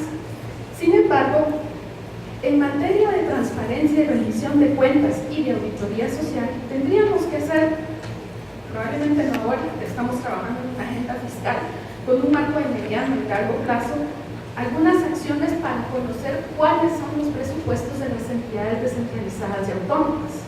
Si bien la Constitución de la Política de la República indica que hay que invertir en deporte federal y no federal, como ciudadanos y ciudadanas tenemos el derecho de conocer cómo se van a invertir esos recursos, qué programas son, qué metas se pretenden cubrir, y esto aplica a todas las entidades, la educación universitaria, los consejos de desarrollo, etc. Entonces, la ley orgánica del presupuesto ya establece alguna obligación, pero el plazo vence hasta diciembre. La consecuencia es que el análisis de cualquier manera resulta incompleto, pues no hay cómo consolidar cuentas del sector público en general. Solo tenemos el registro de esa transferencia, más no el presupuesto institucional de estas entidades. Y esto finalmente genera opacidad fiscal y ventanas para la corrupción. Esto es un tema de discusión a más largo plazo, pero lo queríamos dejar planteado porque sí que tiene relevancia para cambiar el rostro de las finanzas públicas. Finalmente, toda modificación, ya sea recorte o aumento o alguna medida de reacomodo, debe estar para nosotros técnicamente sustentada. Y por esto, repito, incluir fuentes de financiamiento y considerar restricciones legales. Sería muy lamentable dar una recomendación a un gobierno electo, a una entidad gubernamental, que implique la violación de la Constitución Política de la República. ¿Verdad? Esto sí sería lamentable. Entonces, todo esto tiene capital importancia. Las modificaciones propuestas, por otra parte, no deben fundamentarse solamente en percepciones o consignas políticas. Aquí yo creo que todos estamos de acuerdo que el grado de corrupción que hay es muy alto, pero porque yo tenga la percepción de que el grado de corrupción es alto, no me faculta recomendar 600 millones de recortes de maestros, sin haber hecho antes un estudio claro y consciente del impacto que eso tiene. Podría estar recortando hasta el 40% de maestros y maestras en el PTI. Sin que yo tenga conscientemente un estudio que me indique la situación institucional que están pasando en las entidades, una recomendación de esta naturaleza puede ser, hay que tomarla con cautela. Bueno, y aquí está lo que quisiera comentarles, las rigideces, ¿por qué explicarlas en este momento? Porque para dar una recomendación hay que tenerlas y considerarlas. Veo aquí a muchas personas que pensarán que esto, yo sé que esto es materia sabida para ellos, pero hay mucha ciudadanía que no conoce estas delicadezas y que entonces uno quiere sugerir medidas. Ahorita les comentaré, y por esto nos damos a la tarea de enfrentar. Hay que reconocer que el manual de clasificaciones presupuestarias muestra estas fuentes agregadas. Toda partida presupuestaria o todo renglón tiene que tener una fuente de financiamiento. Estas pueden ser recursos del Tesoro, que son los ingresos que provienen básicamente de la recaudación tributaria, recursos del Tesoro con afectación específica, que son aquellos impuestos que tienen algún destino. Por ejemplo, el impuesto al tabaco, que tiene como destino el financiamiento de la salud y de programas de prevención de consumo. Recursos propios de las instituciones, algunas tienen todavía, ¿verdad? Hacen certificaciones o tienen algún alquiler que cobran. Crédito interno, que es la emisión de bonos, y crédito externo, que son los préstamos que se reciben. Esto es la fotografía de las fuentes de financiamiento del proyecto para 2016. Vemos que ingresos corrientes es el 51% de la estructura, los ingresos tributarios y IVAPAS es el 15%. La ley del IVA, lo vamos a revisar, establece ciertos destinos específicos que tienen que ser cumplidos hasta el día de hoy, pues no ha habido una modificación en la ley y por tanto deben ser respetados. Ingresos ordinarios de aporte constitucional, es el 9%, y colocaciones internas, que es el 15% porque no tenemos este año tantos préstamos en el proyecto de presupuesto. Si trasladamos esto a una forma gráfica, encontraremos, encontrarán ustedes este file y pueden ver aquí los ingresos corrientes y vamos a ir discutiendo, pero básicamente ingresos corrientes, tributarios y IVAPAS, aporte constitucional y la parte de colocaciones internas. Lo primero que ustedes pueden observar es que dentro de estas fuentes de financiamiento hay ingresos derivados de la extinción de dominio. Esos ingresos ya tienen un destino que está previamente determinado. Van para mejorar el organismo judicial, la Procuraduría, el Ministerio Público. Escuché a un estudiante universitario cuando discutimos esto decirme: yo pensé que si extinguían alguna casa, alguno de los funcionarios implicados en los casos ahorita, eso se podría ir a la salud. Por el momento no. Esto va, si entra como extinción de dominio, ya tiene destino determinado. Luego tenemos los tributarios IVAPAS, a las municipalidades del 12% del IVA, ¿verdad? Se da 1.5%, consejos de desarrollo, fondos para la paz, gasto social, y a esto hacen 10.510 millones. Es decir, por ejemplo, hay mucha denuncia de opacidad en el Fondo de Desarrollo Social que está a cargo del Ministerio de Desarrollo Social, el ex FONAPAS. Primero, es un fideicomiso, tiene problemas de fiscalización en general, muestra opacidad. Sin embargo, no es tan fácil decir no le voy a asignar esos recursos porque está la ley que no implica hacerlo. Yo creo que aquí tenemos diferentes funcionarios que podrían, si ustedes tienen duda, aclarar esto todavía más o hacernos ver al final. Pero esto tiene que estar por ley, digamos, asignado. Vienen también los de aporte constitucional, municipalidades, Universidad de San Carlos, OJ, CC, deporte federado, no federado. Fíjense que en el no federado está el dichoso programa de dotación de implementos deportivos, que ha sido también señalado, ¿verdad? La compra de pelotas, de implementos, etc. Sin embargo, la fuente de financiamiento es aporte constitucional. Entonces es difícil mover, no es tan fácil mover los recursos. En todo caso, lo que le toca a la entidad es pensar, bueno, la Constitución me manda hacer deporte no federado. ¿Cómo es que yo alcanzo ese objetivo? ¿Cómo tengo impacto? ¿Cómo desarrollo una política verdadera que fomente el deporte no federado y que a la niñez y adolescencia le hace tanta falta? Pero ¿será que eso se logra dando pachones o dando pelotas o con estas medidas clientelistas? Entonces, más bien, no es el monto de los fondos lo que estamos pensando, es la calidad de lo que atrás, lo que se está ejecutando y la manera que se está haciendo. Están otros recursos del Tesoro con afectación específica, impuestos sobre bebidas, cementos, pueden revisar ustedes la legislación, no tengo tanto tiempo para detenerme. Préstamos que ya tienen destinos pues planteados de acuerdo a los proyectos que se han hecho, sí se pueden modificar, pero hay que ir a trabajar con el organismo que está financiando. Y las donaciones, que igualmente ya tienen un destino planteado. Entonces, si tenemos y es nuestro presupuesto, lo que ustedes encuentran es que si quitan esos destinos que ya están marcados, el país se les hace más chiquito y el margen de maniobra se va disminuyendo. El 32% del techo presupuestario en medida alguna, ahorita con la legislación no se puede recortar como tal, se puede reacomodar quizás, pero no necesariamente no asignar. Las restricciones entonces legales en varias fuentes limitan ese margen de maniobra. Hay 49.213 millones, que es el 68% del techo, que no tiene restricciones, pero veamos si tiene restricciones en el destino del gasto. ¿Para qué voy a destinar este gasto? Lo primero es que es urgente pagar la deuda pública, es un compromiso que tenemos que honrar. Para esto, este año se están planteando 12.449 millones, no podemos dejar de pagar. Bueno, y si hacemos el balance, empieza mi presupuesto así, le quito rigideces por fuentes de financiamiento, le quito el servicio de la deuda y mi margen disponible viene siendo el 51%. Si ustedes fueran ahorita el ministro o la ministra, ya se encuentran con dificultades.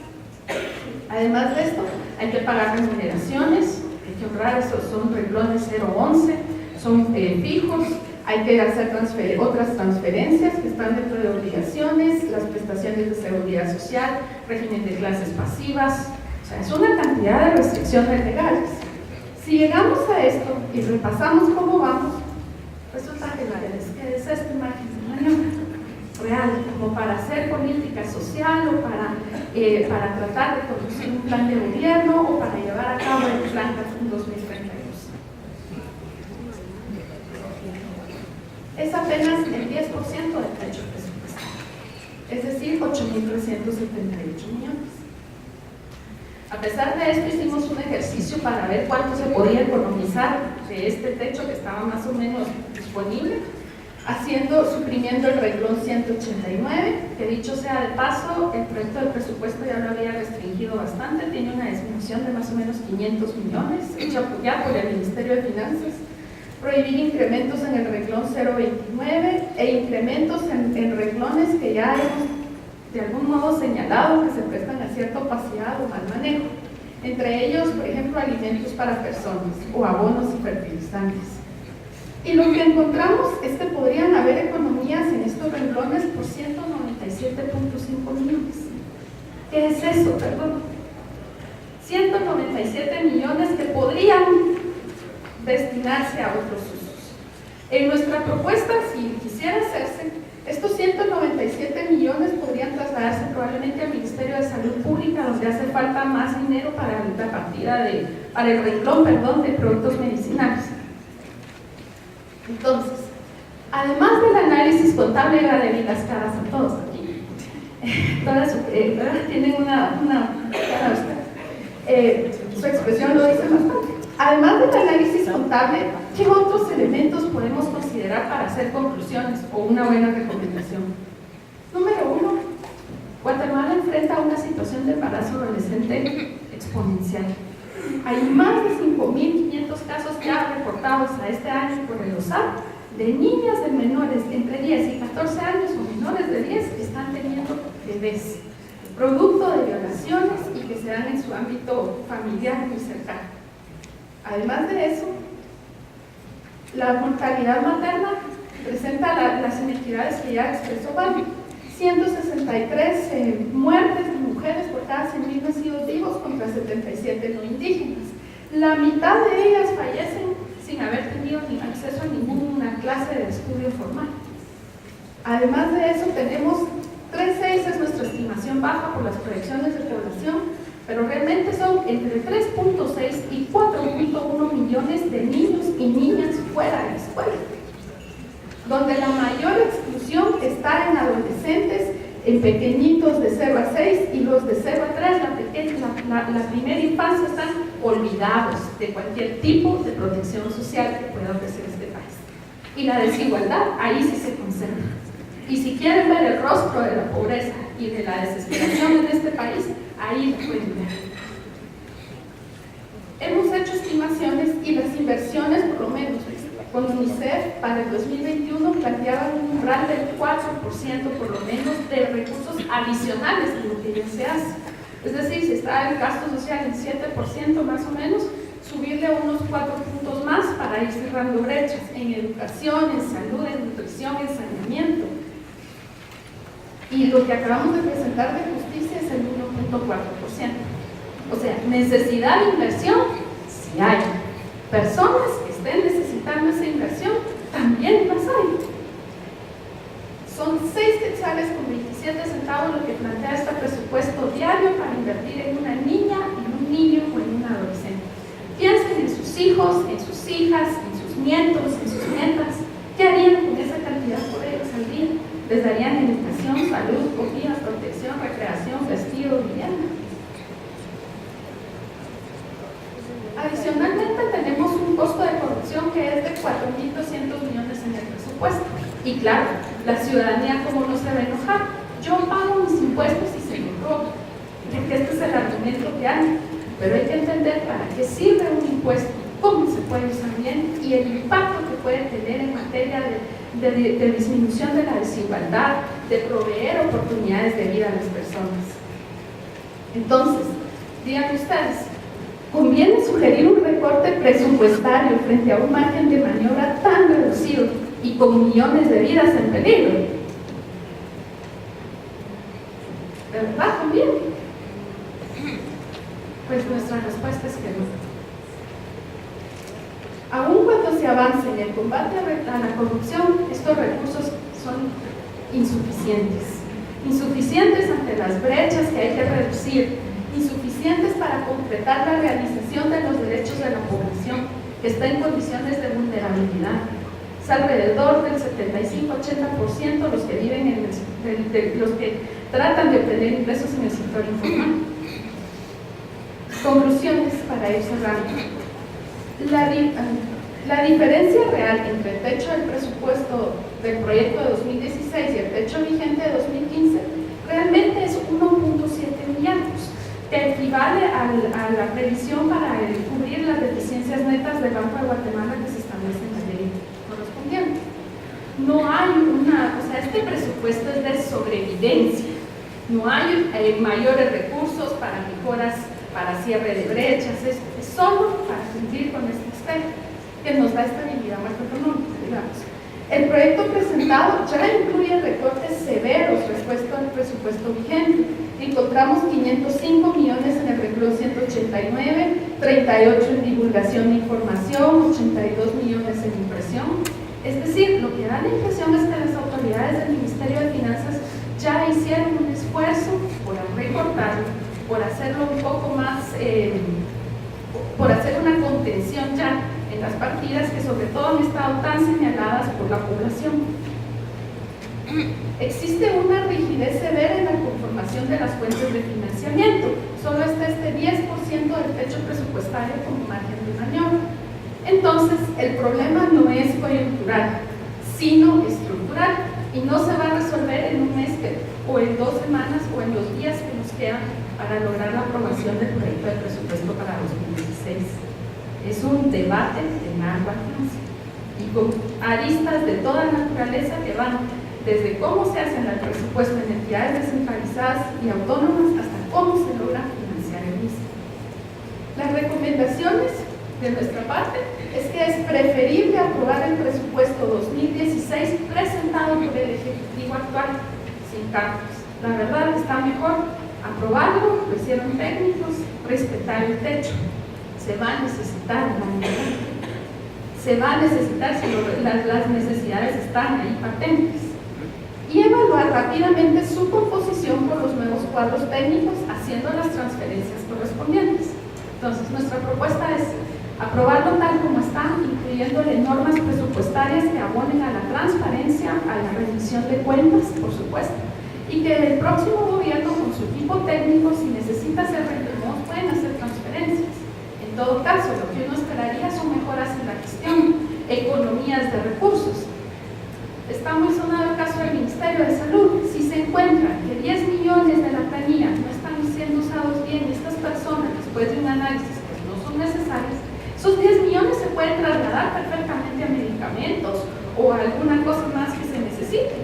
No necesitamos recortar el techo presupuestario, necesitamos reacomodar los recursos que ya están para favorecer su mejor gestión. Eso es. Y entonces, fíjense, la corrupción no se combate recortando el techo presupuestario, no, se combate haciendo gestión. Los ajustes, entonces, no deben implicar recortes, sino traslados, realizar acciones inmediatas para gestión de préstamos en condiciones más blandas, y también nosotros recomendamos realizar los pactos colectivos para que los mismos, no estamos en contra de ninguna medida de que no se dignifique al trabajador, pero sí que tengan un dictamen técnico del Ministerio de Finanzas que tiene sostenibilidad fiscal y que el otorgamiento de los mismos no va a comprometer la situación financiera del Estado. Finalmente, lo que decían ya de los privilegios injustificados, aquí tenemos la caricatura, ¿verdad? Los privilegios fiscales injustificados también son corrupción, porque merman la capacidad del Estado de actuar. ¿Es este el presupuesto que nos merecemos? Si los propósitos de la política fiscal es distribuir entre todos los ciudadanos, apoyar el crecimiento económico, poner en marcha políticas públicas y garantizar a todos los ciudadanos sus derechos, Este no es el presupuesto que nos merecemos, definitivamente no, pero sí podría ser un primer punto para avanzar a ese presupuesto que sí nos merecemos, en la medida en que tengamos la capacidad de dialogar como sociedad, de articularnos, de enfrentar la política fiscal, de comprender los temas que no deben ser solo de técnicos, porque son nuestros recursos y somos nosotros los derechohabientes de esos recursos. Las finanzas públicas deberían ser tema de debate nacional y solo así podemos encaminarnos probablemente a que este presupuesto realmente abone a la igualdad. Muchas gracias.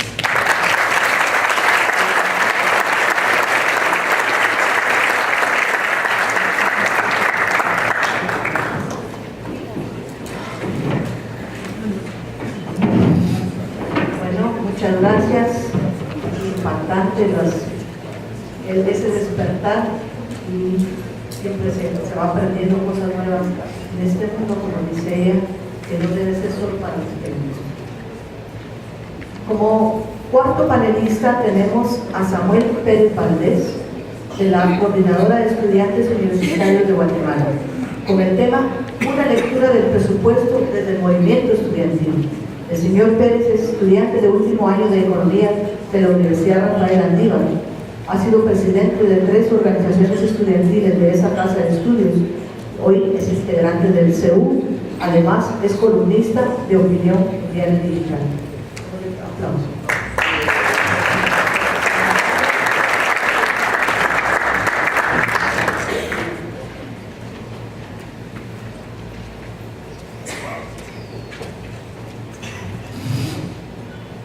Gracias, buenos días. Es un gusto para mí y para representar a la Coordinadora Estudiantil Universitaria de Guatemala en estos nuevos espacios y contar con la participación como nuevos actores.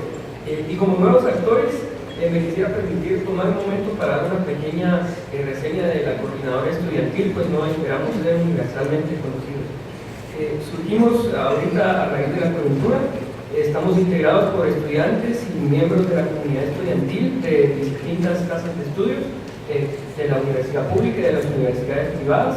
Pretendemos hacer incidencia política desde las movilizaciones sociales a partir de abril y la difusión y discusión de asuntos públicos desde una perspectiva académica objetiva, de acuerdo a nuestras capacidades como estudiantes, y eventos de formación política académica, foros y foros debates.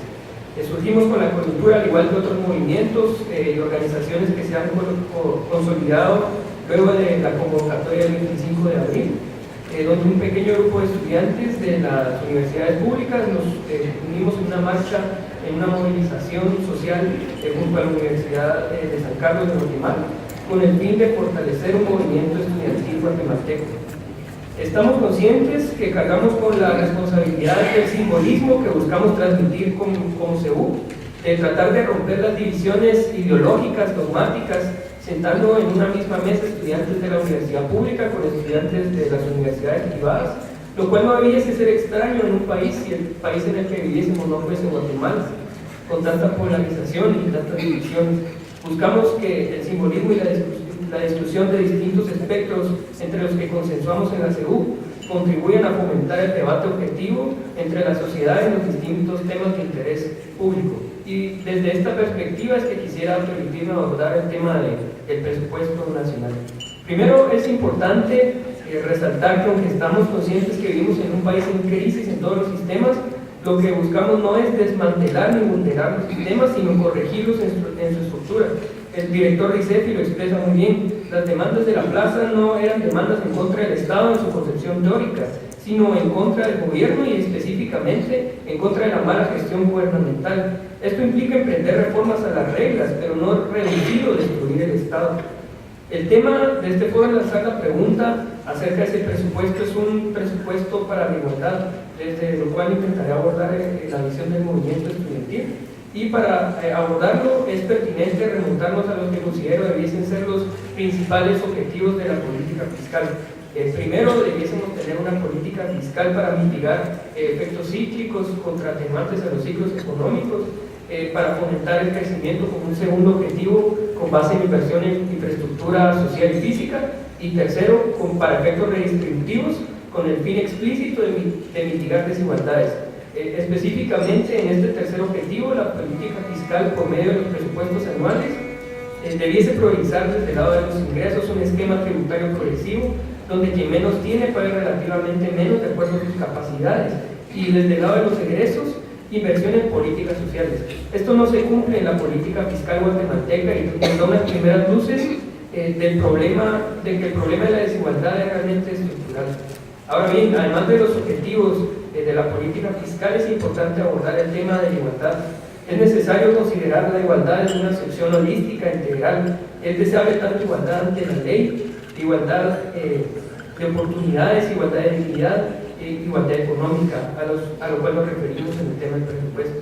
Es un hecho que la desigualdad va en detrimento del crecimiento económico desde una concepción estrictamente utilitarista, pero además contribuye a una infructuosa dinámica social desde un punto de vista humano y de justicia social, por lo que no es posible mantener la discusión de la desigualdad en retórica entre posiciones doctrinarias de izquierda o derecha. Más allá de esto, la igualdad dice ser un principio rector de la sociedad guatemalteca, contemplada incluso en la constitución política. Es razonable considerar que la desigualdad repercute directamente en perpetuar condiciones indignas para la mayoría de las personas y condiciones de excesos y concentración para una minoría de personas.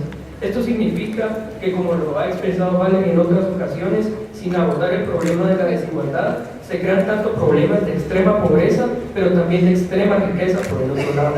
Y esto es un problema, pues al abordarlo en términos económicos, al haber condiciones en un mercado con tendencia a la competencia, resulta relativamente menos lesivo y más sencillo mitigar el problema de la desigualdad con acciones y herramientas de coyuntura. Sin embargo, en un mercado con tendencia a la concentración como el de Guatemala, la desigualdad necesita abordarse desde la estructura, y la vía directa para reducir la desigualdad por parte del Estado es por medio de inversión en políticas sociales, o al menos prestar los servicios sociales más básicos como salud y educación, y eso no sucede en el país.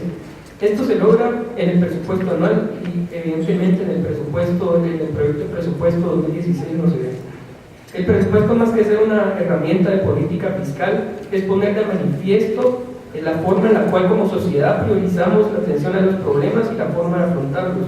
Cabe mencionar que los presupuestos anuales no han sido precisamente la mejor legislación emanada del Palacio Legislativo, pero específicamente el presupuesto 2016 se discute desde una atmósfera que, además de la desinformación habitual que rodea la política fiscal, se agrega un ambiente de baja moral tributaria que da espacio a difusión de dogmas que colocan a la corrupción como una incorrecta justificación para la apología del delito y una vía para impulsar agendas que buscan como fin último reducir el tamaño del Estado de Guatemala, que ya de por sí, de acuerdo a estudios, es el más pequeño del mundo y que incluso es el que menos invierte del mundo en políticas sociales.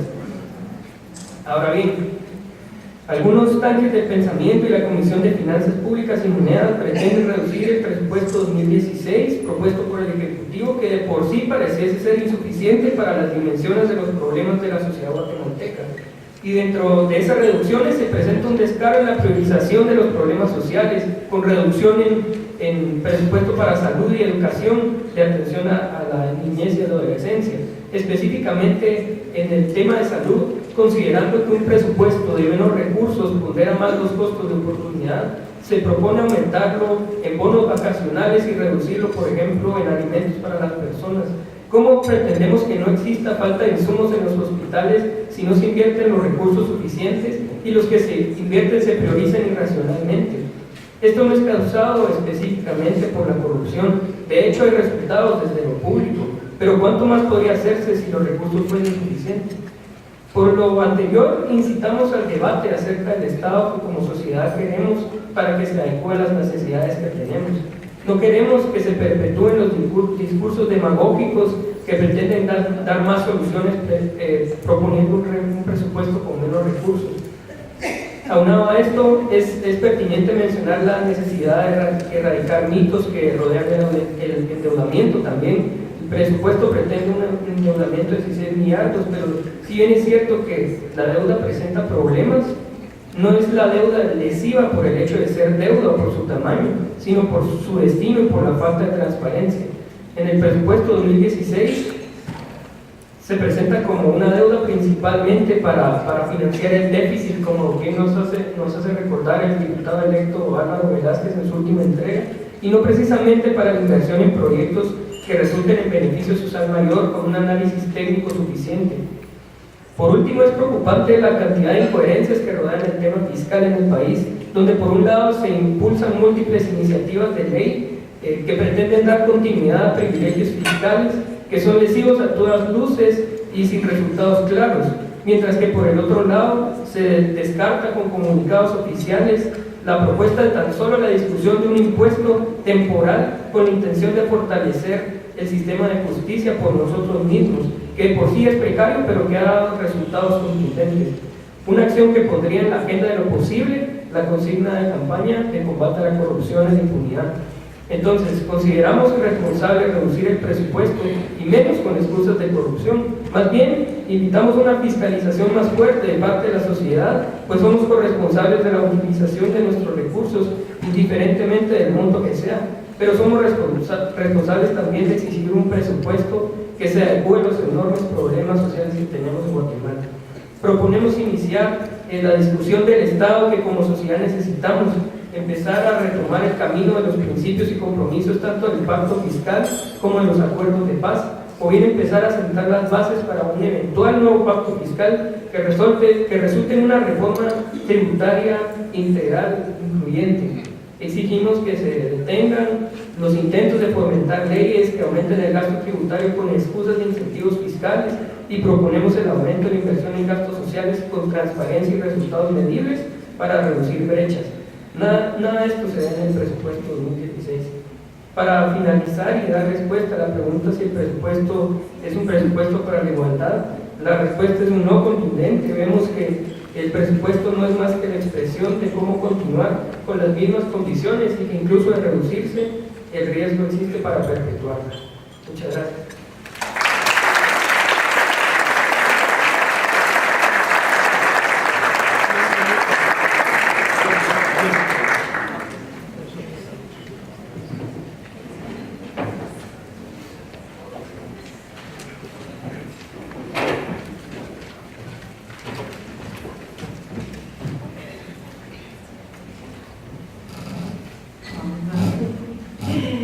Muchas gracias. Estamos escuchando estas ponencias que realmente nos llaman a la reflexión. Hemos escuchado muchos datos técnicos, muchas posiciones. Nuestra siguiente panelista casi no necesita presentación. Ella nos hablará de los retos de la transparencia e implicaciones sociales del presupuesto 2016. Ninette Montenegro, diputada del Congreso de la República, abogada, política, activista y diputada del Congreso de la República. Es licenciada en Ciencias Jurídicas y Sociales de la Universidad de San Carlos de Guatemala, con un posgrado en Políticas Públicas por la Universidad Rafael Andívar. Se le recuerda sobre todo como la maestra que enfrentó al ejército de Guatemala en tiempos del conflicto armado interno desde una resistencia pacífica, luego de enterarse que su esposo había sido secuestrado por fuerzas del ejército. Desde entonces, Montenegro se entregó a la defensa de los derechos humanos y junto a las esposas de otros desaparecidos fundó el Grupo de Apoyo Mutuo GAM. La licenciada Montenegro ha sido diputada desde 1996, en un principio con el Frente Democrático Nueva Guatemala. Después, con el Partido Alianza Nueva Nación, continuó su periodo legislativo con el Partido Encuentro por Guatemala, el cual fue fundado por ella misma en el 2005. Ha sido segunda vicepresidenta del Congreso. Montenegro ha mantenido una constante fiscalización de los programas sociales y ha denunciado casos de corrupción de los gobiernos del PRI. Ha sido presidenta de las comisiones del Código de la Niñez y la Juventud, Mujer, del Menor y la Familia, Defensa Nacional, Trabajo, Previsión y Seguridad Social, Consumidor y Usuario, Comisión Extraordinaria del Sector Justicia y jefa de bancada de distintos periodos. Démosle la bienvenida.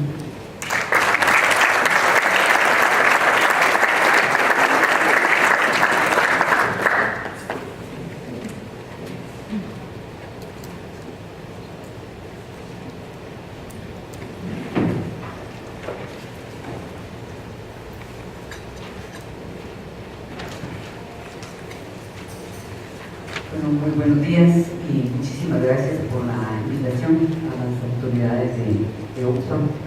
Para nosotros es importantísimo. Vamos a tratar de ser breves. Obviamente, para hablar de los retos de la transparencia e implicaciones sociales del presupuesto, nosotros lo que hicimos fue hacer un pequeño análisis de lo que es el presupuesto 2016 presentado por el Ministerio de Finanzas. Y digo esto porque el dictamen de la Comisión de Finanzas, por lo menos yo no lo he visto. Ahí vienen tratando tan solo como 8 días para que se apruebe el presupuesto. Ni siquiera tengo idea de que contiene. ¿Y por qué hacemos un breve análisis? Hay cosas que vamos a saltarnos para que ustedes sean realmente los que vayan viendo si realmente este presupuesto de verdad tiene implicaciones sociales o no, y por supuesto el tema de la transparencia. Iniciaríamos comentando lo que ya aquí se comentó. El presupuesto, como ustedes saben, emanado del Ministerio de Finanzas, es del orden de 72.430 millones, más o menos 2.6%. Como se ha estructurado, es 64% es el presupuesto para funcionamiento, 18% más o menos para inversión y miren ustedes 17% para el pago de la deuda. Si ustedes se dan cuenta, ya el rango entre lo que pagamos de la deuda y lo que se invierte es prácticamente lo mismo. Es una situación que a mí me llama poderosamente la atención, pero también me preocupa. Luego también pasamos al tema de cómo se está financiando, cómo se financiaría aparentemente el presupuesto. 75% según el Ministerio de Finanzas se financiaría, nos dicen ellos, con ingresos propios. Esto depende de cómo se desenvuelva el ritmo económico del año entrante y cómo se devuelva la confianza también y el tema de la moral tributaria, pero se financiaría 75% con ingresos propios. Hay una disminución de 145 millones menos de impuestos. Esto porque ustedes se recuerdan que lamentablemente se dio marcha atrás en el impuesto a la telefonía, el cemento, que eran cantidades suficientes, solo eran como 1.300 y pico millones. El restante del presupuesto, 20%, se va a financiar con endeudamiento. Esto es más o menos 14.000 millones de quetzales.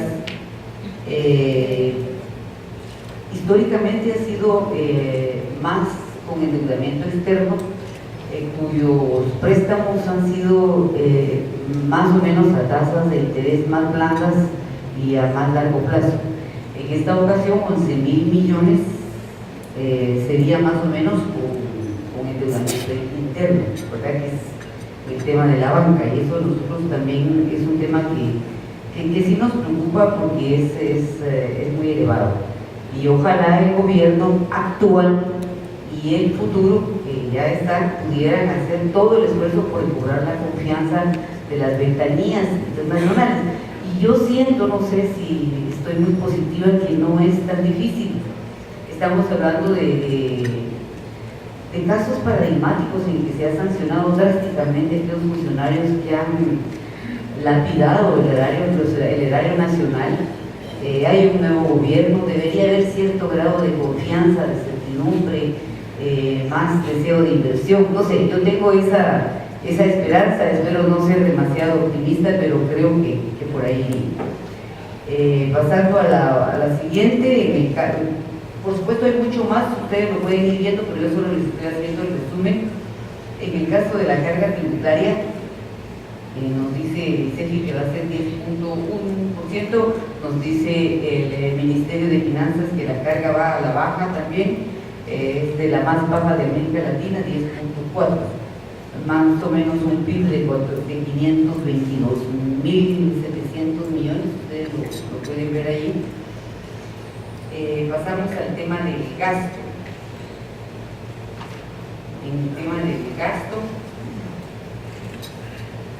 dicen ustedes, lo pueden ver, nosotros lo hacemos en una forma muy simple para que la población guatemalteca, no la que está aquí, sino que la la que sube a las camionetas, se lo entiende. De cada quetzal que va a ingresar, les decimos nosotros, 65 centavos van a ser para funcionamiento, 18 centavos van a ser para inversión, 17 centavos serán para el pago de la deuda. Ustedes me dirán ahí cómo ven la situación del gasto social.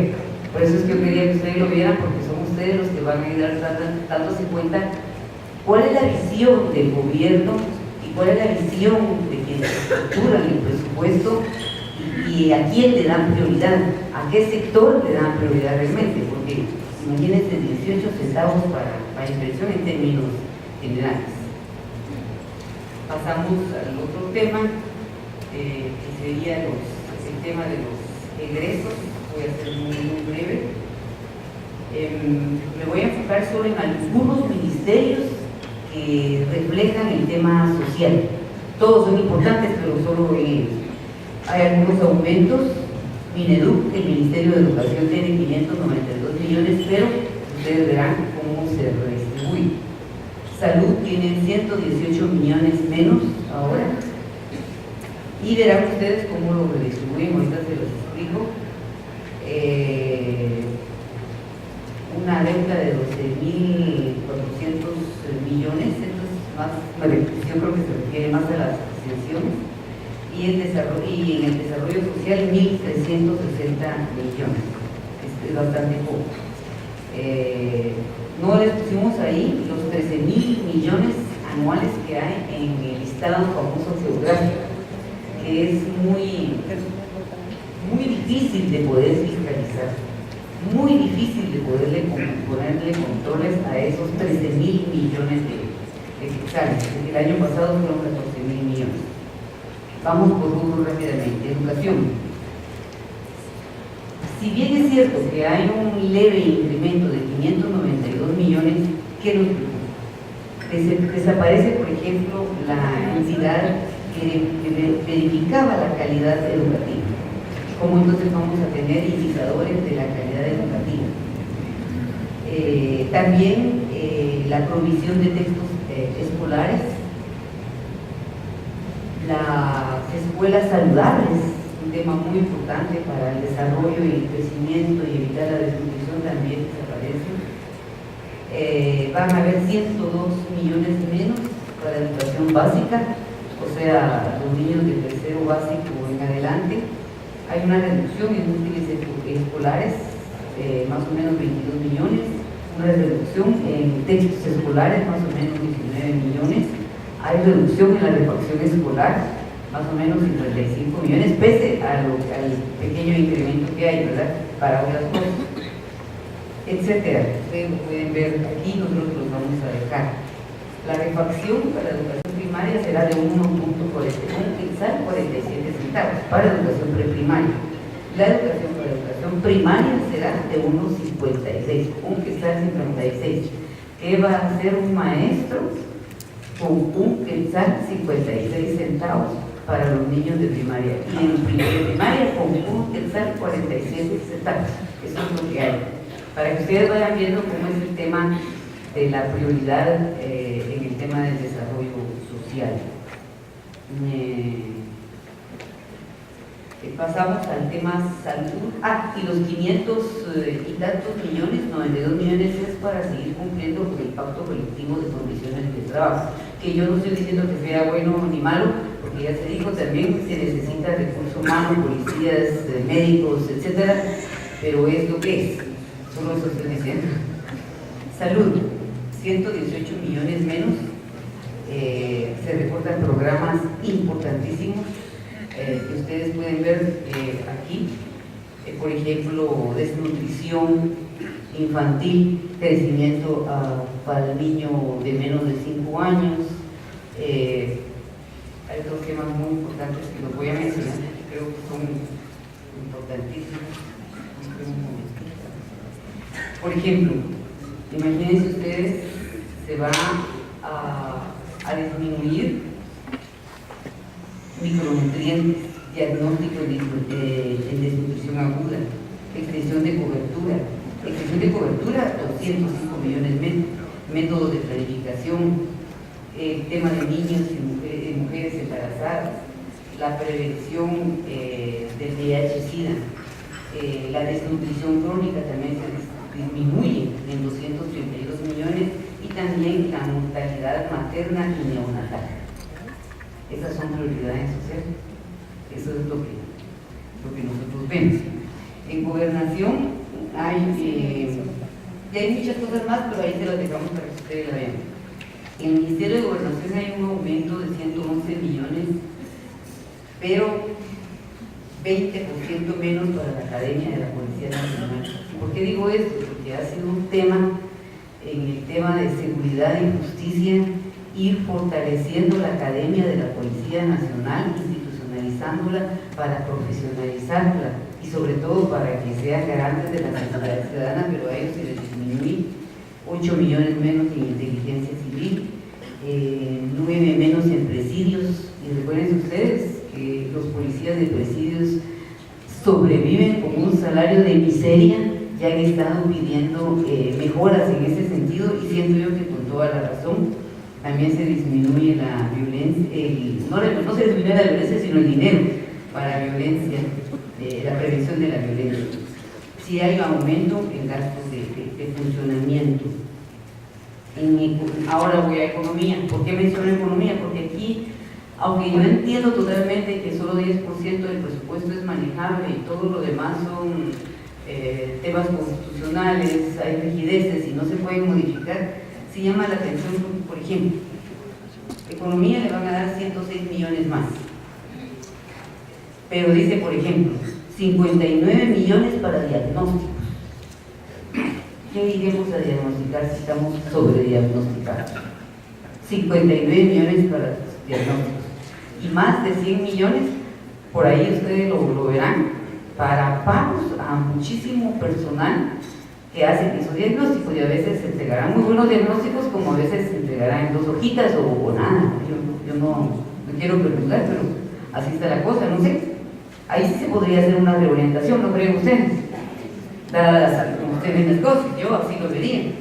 Y hay unos rubros extraños en economía, siempre es economía, me llama la atención, que pone ahí, por ejemplo, sin nombre, 5 millones para varias ONGs, 5 millones para varias empresas, 7 millones para... Pero ¿cuáles son? ¿Cuál es el nombre? Eso no se puede hacer. No solo es ilegal, inconstitucional y inmoral, sino además fuera de lugar. ¿Cómo voy yo a dar tantos millones para X sin poner nombres? Tiene que tener un nombre. Entonces yo sí vería por ahí algo en el Ministerio de Economía, ¿verdad? Eso sí, economía le disminuye a la DIACO. Y la DIACO, pues, mal que bien, porque a mí la DIACO que hay no me parece del todo, porque yo quisiera que fuera autónoma, descentralizada y no dependiente del Ministerio de Economía. A esa sí les reducen, que es la entidad que más o menos puede ir fiscalizando que los precios más o menos sean justos, ¿verdad? Llamémosle así. A ellos sí les reducen, y también a la pequeña y la mediana empresa. Agricultura. Por ejemplo, hay grupos que llaman la atención, 900% más en el 0,29. Pese que ahí ustedes mencionaban que se redujo. En agricultura, 900% más para el 0,29. Habría que ver para qué, ¿verdad? Yo investigaría y sí podrían ser fórmulas de reorientar. Otra cosa en agricultura es que hay menos para la población vulnerable y hay 0 para el apoyo al café. Yo no sé si estos 30 millones que usaban o no, pero esto sí hay que ver. Las exenciones, por supuesto, los 12.000 millones, ustedes van a hacer 11.000 millones en exenciones. Entonces, ya paso al resumen porque lo demás es muy largo, nosotros se los dejamos. ¿Qué quiero decir con esto? La Constitución Política de la República, desde sus 2 primeros artículos, nos dice claramente que el Estado se organiza para proteger a la persona humana, a la familia, y que su fin final y primordial es el bien común. Luego, en su siguiente artículo, nos dice que es deber del Estado garantizar la vida, la libertad, la seguridad, la paz y sobre todo el desarrollo integral de la persona. En este presupuesto estaremos visualizando el desarrollo integral de la persona, especialmente digo yo, para la población vulnerable. ¿Y a quién me refiero cuando digo vulnerable? Niños, niñas, jóvenes, ancianos y personas con capacidades diferentes, que casi siempre son ignorados. Y como ya se mencionó en un estudio de ICEPI, precisamente 6 quetzales más o menos se invierte para un niño o una niña. No se ven entonces medidas que busquen el alivio, al menos de las grandes carencias que hay en Guatemala. El presupuesto, como todos lo sabemos, debe ser el llamado a impulsar el desarrollo integral, o ser parte de el impulso al desarrollo integral para todos, realmente, para todos. En cualquier país desarrollado debe ser para todos, pero en estas condiciones en Guatemala, por lo menos para el más vulnerable. Y debería el presupuesto reflejar algunas líneas generales de las políticas a seguir en cada administración y demostrar la clase de interés que tiene, porque cada presupuesto le demuestra a usted, bueno, si están más interesados en favorecer a las empresas, a la mediana empresa, a la sociedad, a la niñez, se ve. Cuando ustedes lo leen, se refleja muy bien. Entonces aquí se ve cuál es la clase de interés que tiene, dependiendo hacia dónde orienta los recursos, obviamente. Y es a mi criterio un instrumento que debe crear condiciones para mejorar el nivel de vida. No es el único, pero sí es importante. Pero ¿qué pasa? El presupuesto nacional, a mi criterio y a mi manera de ver, salvo ahora que ya están los consejos de desarrollo, pero que están muy politizados, porque el presidente de los consejos es el alcalde, y el que le sigue es el gobernador. Entonces, miren cómo estamos. Entonces, a mi parecer, el presupuesto no se socializa, no se debate públicamente. Ya al final lo único que hacemos es redistribuir los ingresos en una forma, yo diría, un poco hasta discrecional, ¿verdad? Y muchas veces a quien menos tiene es el que menos recibe, como ustedes lo pudieron ver en este caso, aparte de las liquideces, etc. Finalmente, nosotros tenemos algunas propuestas, pero si antes quisiera yo decir que creo que debe hablarse nuevamente de volver a hablar de los acuerdos de paz. No son obsoletos en este sentido, siguen siendo vigentes. La política fiscal y el presupuesto como una herramienta clave para el Estado, para que pueda cumplir sus obligaciones constitucionales, especialmente el desarrollo social, me parece que sigue siendo muy importante, aunque también hay que reconocer que el pacto fiscal nunca se concretizó y hay que reconocer que sí, necesitamos mejorar, obviamente, la carga tributaria, evasión, elusión, etcétera, pero no dejemos de hablar de la calidad del gasto público. Sí, realmente, yo sé que no es excusa decir así que como se han robado miles de millones, ya no paguemos, pero sí que se han robado, sí que se han despachado con la cuchara grande, sí que de verdad algunos pequeños, grandes, medianos, desde